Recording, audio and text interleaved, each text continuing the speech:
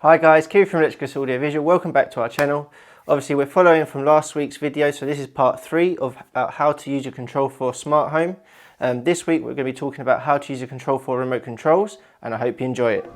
So with our SR260 remote, we've got our watch. So if you didn't push the forward button, you can still select your video sources here. And then whenever you select them, it will then play that device. If I hit cancel, goes back. Listen. Gives all our music features that we've just added, and select them. If you want to do other items such as lighting, we can go to lighting, go here. On the outer spots, it's currently showing them on, but if I tap that, they'll go off, just so you can see it better. If I actually do the inner spots, they'll go off and then back on. Because these are dimmable, if you use the numbers 1, 2, 3, 4, 5, 6, 7, 8, 9 and 0, this is 10%, this is 20%, this is 80%, this is 30%.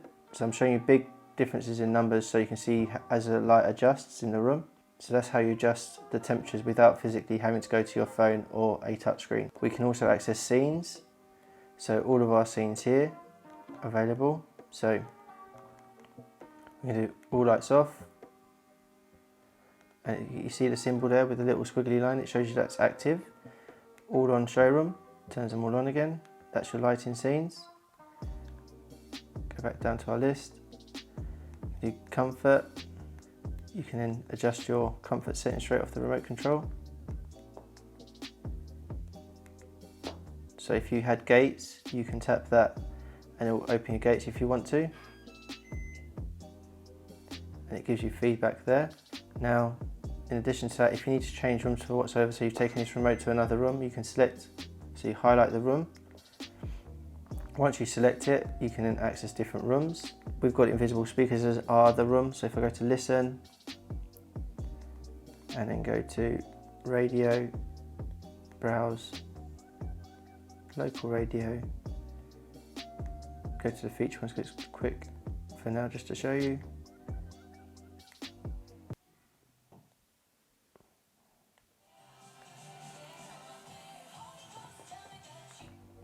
It shows digital media here when it's playing music, so the room tells you what's going on in the room.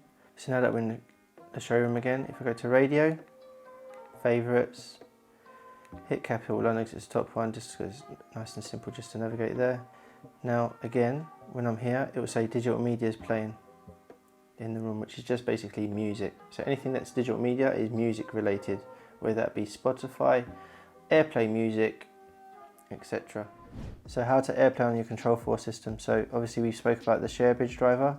We renamed it when we added the system in, called AirPlay. Once it's selected, we play our track from iOS device, select AirPlay, choose the AirPlay name that we called it in the room. So for instance here, this is AirPlay for this room. And then once we hit play, music will then start playing within the room itself. I'm gonna make a toast cause we still alive. No big. In addition to that, now that the phone is connected, so if you had a playlist playing, you can skip to the next track, skip again to the next track. You can pause and play, all from the Control4 remote control. So you have your Neo remote control. If you hit the watch, it gives you your watch services, and you can listen, obviously gives you listen services. But there's one feature I wanted to show you. If you hit radio, and just play a radio station for now. If I want to change the sound for a system that has a surround sound AVR, you'll find it here. And then from here, we can select different presets of sounds. So when we listen to music, I like to hit multi-channel stereo. So what that means is it will play all the speakers within the room in stereo mode. So some people like movie, some people like game. I tend to leave it on DTS surround when I'm listening to a movie. So while you're watching a film, you can go to listen. So while you're watching, for instance, if I just go and play